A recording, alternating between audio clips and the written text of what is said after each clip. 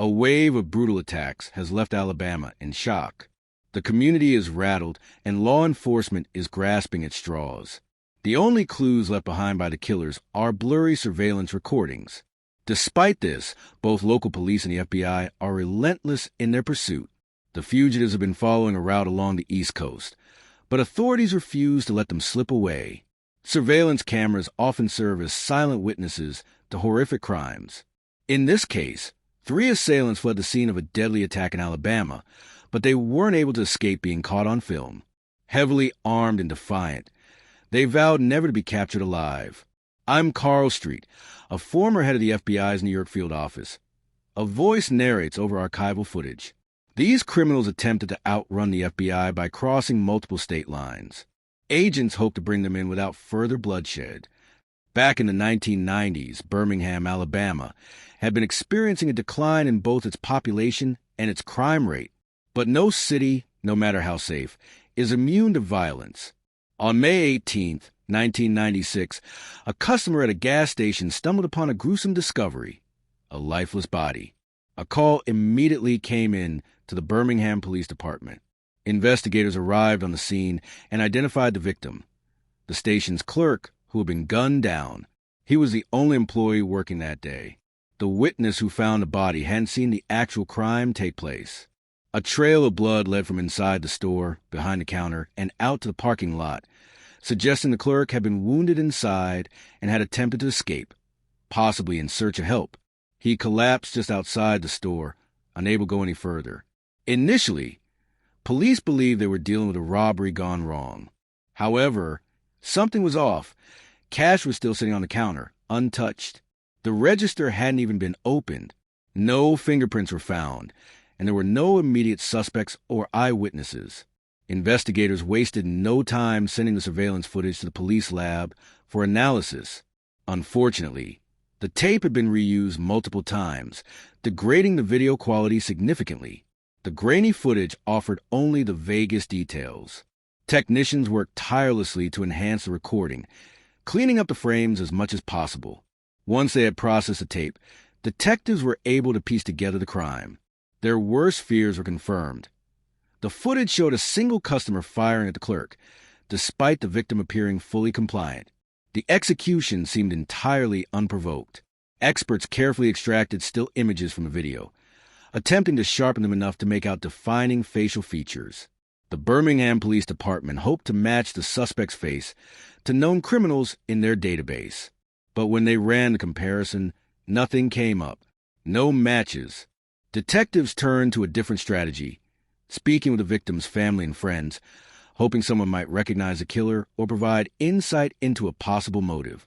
Nothing. With nothing more than a blurry image and no leads, the investigation stalled. Then, 2 months later, about 20 miles south of Birmingham, a call came into the Shelby County Sheriff's Office.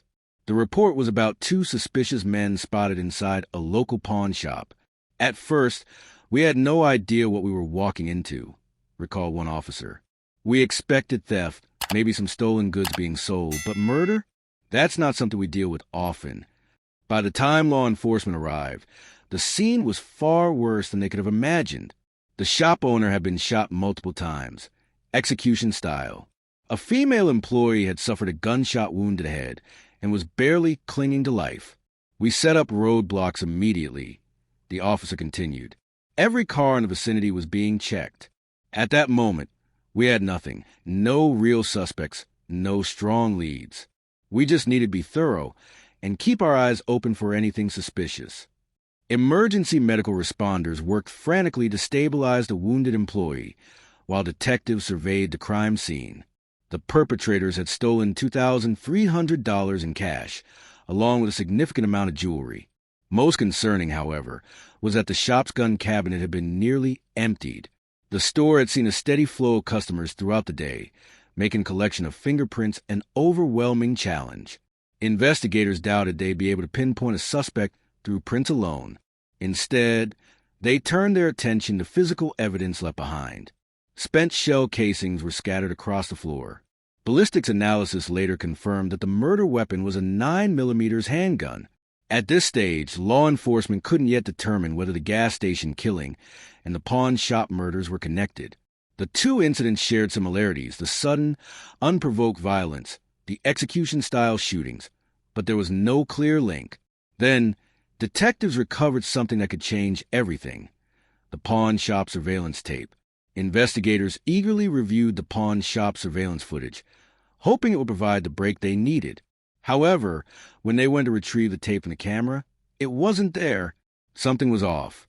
I had spoken with the store owner a few weeks before, one detective recalled. He had mentioned setting up a fake security camera to deter thieves while keeping a real one hidden elsewhere. With this in mind, detectives searched for the actual recording device and, sure enough, found the real surveillance camera still running. The perpetrators had taken the decoy tape, but left behind the real evidence. When they played the recovered footage, what they saw chilled them. At exactly 3:23 p.m., two young men entered the store. One of the officers watching the video immediately recognized one of them. "I know that guy," he muttered. The video showed the two suspects forcing the shop owner and his employee behind the counter. The victims didn't resist. They appeared calm, likely thinking that if they cooperated, they would survive. But that wasn't the case. The gunmen looted the store for 13 minutes, stuffing valuables into a bag. Then, without hesitation, they opened fire on the hostages, executing them in cold blood. It was sickening to watch, a detective admitted. The victims were completely compliant. They weren't a threat. They just wanted to live, but these guys shot them anyway. The surveillance video also captured something else, a crucial piece of evidence. Outside, a red vehicle was parked just beyond the store entrance. That car, one officer pointed out, it could be the getaway vehicle. Realizing they now had a lead, investigators immediately extracted images from footage and sent them to forensic specialists. They enhanced the quality as best as they could, pulling out details that might identify the suspects or their escape route. Meanwhile, detectives continued to examine the crime scene. Behind the counter, they found an unexpected clue: what appeared to be a small pile of metal shavings. "What's this doing here?" one investigator wondered aloud. There was no trash can nearby, and the shavings didn't seem like normal debris. Then they noticed something else: a key-cutting machine sitting on the counter. The tiny metal fragments likely came from the machine. But why would the suspects care about making a key? As they combed through the evidence, detectives formed a theory. The killers may have taken a trash can with them, possibly to dispose of something incriminating. That raised another question: what had they tried to hide? A major breakthrough came when investigators began cataloging the missing inventory. Pawn shop employees are required by law to keep meticulous records of firearm sales. This meant that the shop had a list of every gun that had been stolen. A second employee was called in to compare the remaining weapons to the shop's records. The results were staggering. The suspects didn't just take a few guns, the detective explained. They took an entire arsenal, 32 firearms, all now in hand to killers. This revelation sent a wave of concern through law enforcement. What were these men planning to do with such a large number of weapons? Were they gearing up for something even bigger? Detectives wasted no time. They escalated the case and got the district attorney involved. "We needed every possible resource," said Shelby County District Attorney Randy Hillman. "The surveillance tape was our strongest piece of evidence, and we had to move quickly." The enhanced footage was immediately distributed to law enforcement agencies across the state. The images showed the suspects carrying their stolen goods out of the store, stuffing them into a guitar case, an unusual detail that could prove helpful in tracking them down. The final moments of the video were particularly haunting. One of the gunmen, after shooting the victims, attempted to fire again, but his gun jammed. Without hesitation, he calmly reloaded his weapon and continued shooting. It was mechanical, one investigator observed, like he had done this before, or at the very least, like he had no emotions about it. After executing the victims, the two suspects rushed outside and jumped into the red pickup truck. Both men climbed in through the passenger side. That meant there had to be a third person, a driver. Now, detectives weren't just hunting two killers. They were looking for an entire team of criminals. and they had no idea where they would strike next. With surveillance footage in hand, investigators had their first real break in the case. But there was one major problem. The video quality was poor. Forensic specialists worked tirelessly to extract images of the suspects, enhancing the footage frame by frame. Even so, the results weren't perfect. The faces were blurry, and the vehicle's license plate was unreadable. Still, it was something. The Birmingham Police Department distributed the images to law enforcement agencies across the state. Simultaneously, they released select details to the media, hoping someone from the public would recognize the suspects. "We were careful about what we shared," one detective explained. "We kept some information private, so we could separate credible tips from the noise." The strategy paid off. Within hours of the broadcast, the department's phone lines were flooded with calls. Most were dead ends, false leads from people trying to be helpful but ultimately providing nothing useful. Then, a particular call caught the attention of investigators. A man reported that while driving through Birmingham, he had spotted two individuals who closely matched the suspect descriptions. He didn't just see them, he saw them unloading firearms in a guitar case from a red pickup truck. This was exactly the kind of tip investigators were hoping for. Even more promising, the caller knew the two men, at least by their street names. Turkey and Maine, the caller said. Detectives quickly ran the names through their records. Turkey was 16-year-old Marcus Presley. His juvenile record was extensive, and he bore a strong resemblance to one of the men in the pawn shop surveillance footage. Maine turned out to be 18-year-old Samuel Gamble. He had a similar criminal history and matched the second gunman in the video. Both had prior arrests. Both had a history of violence. And both were now wanted for murder. With their identities confirmed, investigators dug deeper. Presley and Gamble had no fixed address. They drifted between different residences, staying with friends or family. But there was one name that kept coming up: Stephen McKinney. McKinney, 19 years old, was known to police. While his record wasn't as violent as the other two, he was a known associate. More importantly, he owned a red pickup truck. Could he be our getaway driver? One detective asked. At this point, authorities were convinced. They weren't just dealing with two violent criminals. This was an organized trio, and McKinney was likely just as involved as the other two. The challenge now was finding them.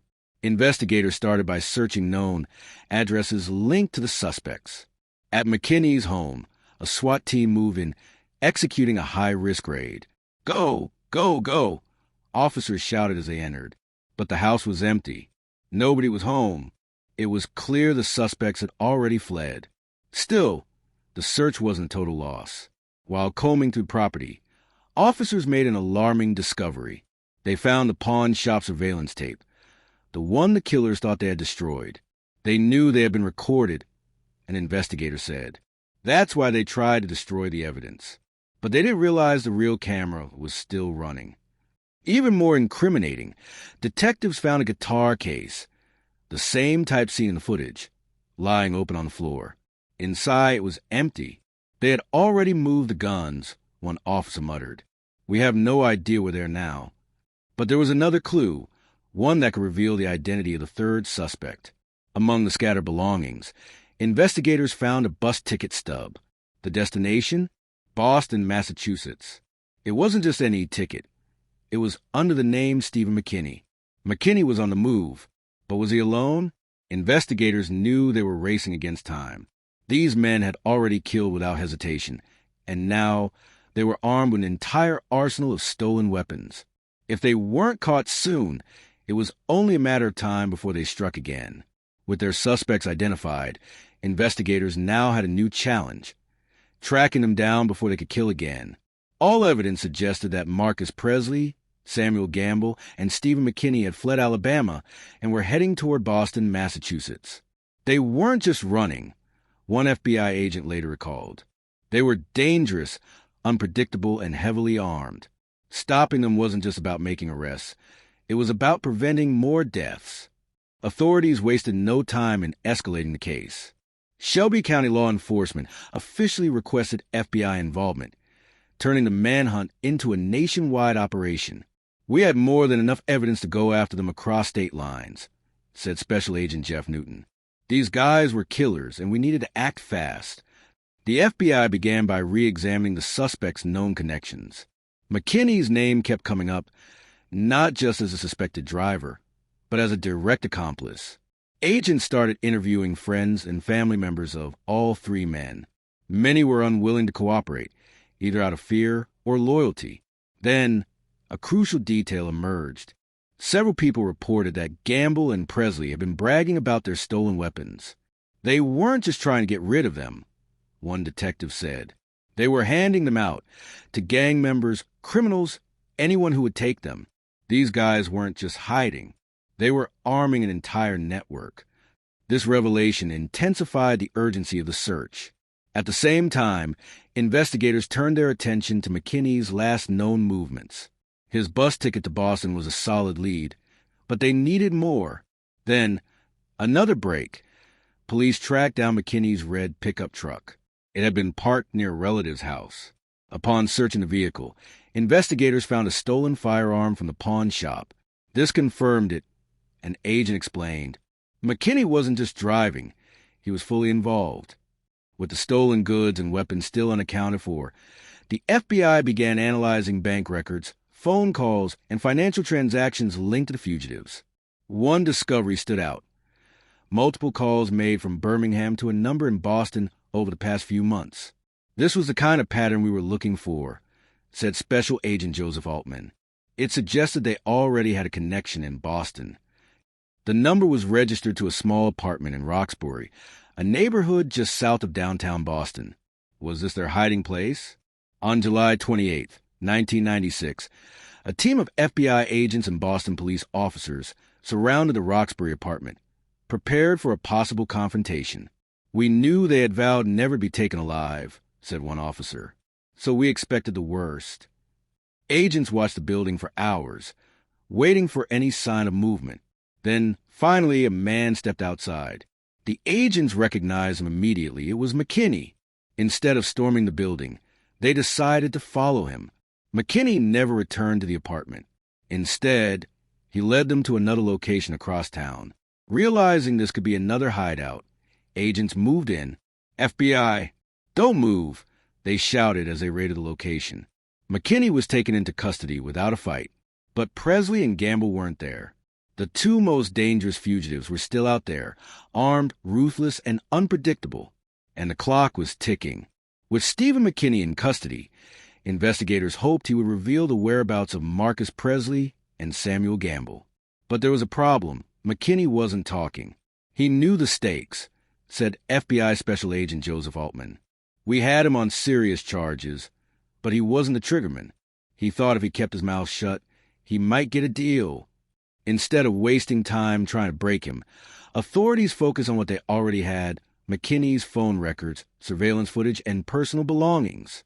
One critical discovery stood out. Inside his Boston residence, agents found jewelry that matched items stolen from the pawn shop in Alabama. That wasn't all. They also recovered 3 firearms, each one confirmed as part of the 32 stolen weapons from the robbery. This told us 2 things, an investigator explained. First, McKinney was deeply involved in the crime. Second, Presley and Gamble had been here, but they had already moved on. Despite McKinney's refusal to cooperate, his financial and phone records painted a clear picture. One number appeared over and over again, belonging to a woman in Virginia. When agents questioned McKinney's family, they learned that Gamble had a girlfriend living in Norfolk, Virginia. If Gamble and Presley were still together, this could be their next hiding spot. On August 8, 1996, FBI agents in Virginia launched an undercover surveillance operation outside the woman's apartment complex. We didn't want to spook them, said Special Agent John Harley. They were young, impulsive, and armed. A reckless approach could get someone killed. Instead of storming the building, agents monitored everyone coming and going. They needed confirmation that Presley and Gamble were inside. Then, a major break. A man left the apartment, and investigators immediately recognized him. It was Samuel Gamble's uncle. We knew he had ties to the fugitives, one agent recalled. The fact that he was here meant we were on the right track. Agents stopped and searched him. Inside his jacket, they found a stolen gun from the Alabama pawn shop. This was it. Confirmation that Gamble and Presley had been in the apartment. But were they still inside? "We couldn't take any chances," said one officer. "If they were in there, we had assumed they would fight." A tactical team surrounded the building. At 5:30 a.m. the next morning, agents moved in. The FBI gave one final warning before forcing their way inside. There was no response. Then a sound. From a back room, agents heard movement. They rushed in and found Marcus Presley. "Hands up. Don't move." Presley barely reacted. He was caught completely off guard. A few doors down, they found Samuel Gamble. "We got him," one agent shouted. Both suspects were arrested without a single shot being fired. They swore they'd never be taken alive, an officer later said. But in the end, they didn't even put up a fight. Back at FBI headquarters, agents confronted the suspects with the surveillance footage. At first, they denied everything. Then, they saw the video.